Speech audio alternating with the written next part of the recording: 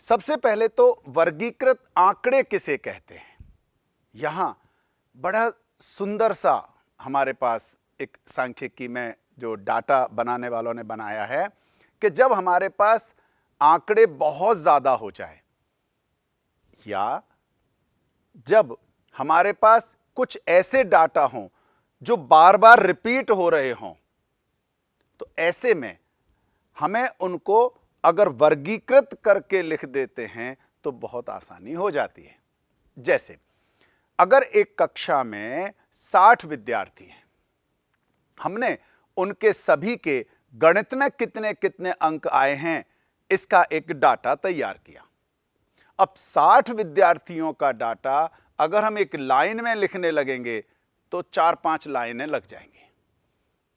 फिर उसको देखना, उसको जोड़ना, कई बार ऐसा लगता है पता नहीं कैसे होगा।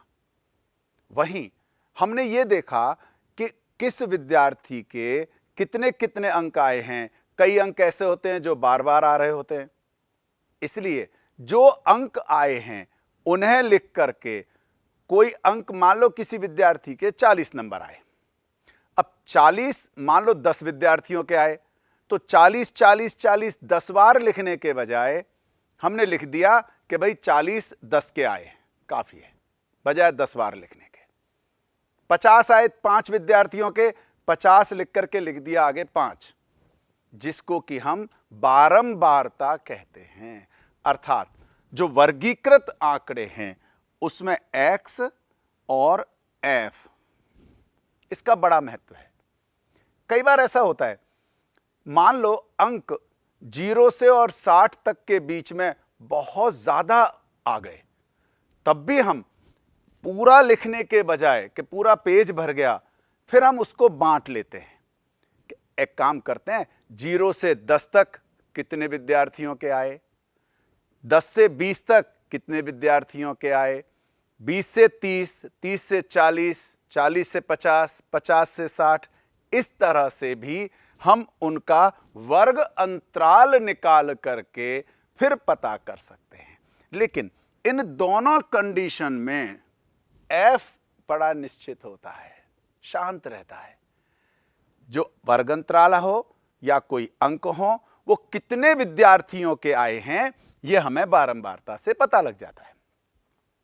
जहां तक x की बात है, यदि अंक कम हैं तब तो हमने सीधे अंक लिख दिए, और अगर अंकों में बहुत ज्यादा है तो हमने वर्ग अंतराल के रूप में लिख दिया। लेकिन वर्ग अंतराल में लिखने के बाद भी हमें उसका x निकालना होता है ना।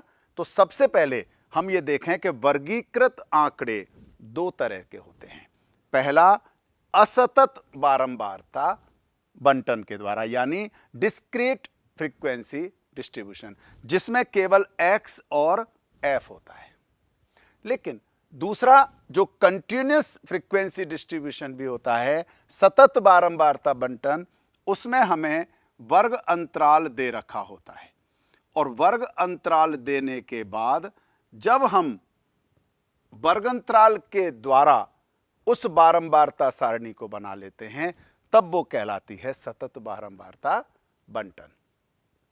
इन दोनों में अच्छी बात क्या है कि वर्ग अंतराल भी अगर हमने निकाला तो उसके वर्ग अंतराल का मध्य बिंदु x होता है, और x निकालने के बाद ही हम वापस जब इसी में आ जाते हैं असतत बारंबारता बंटन में, तभी हम आगे माध्य का या बहुलक पता करते रहे हैं 10वीं क्लास तक, और 10वीं क्लास तक आप लोगों ने इसको बहुत अच्छी तरह से पढ़ा हुआ है।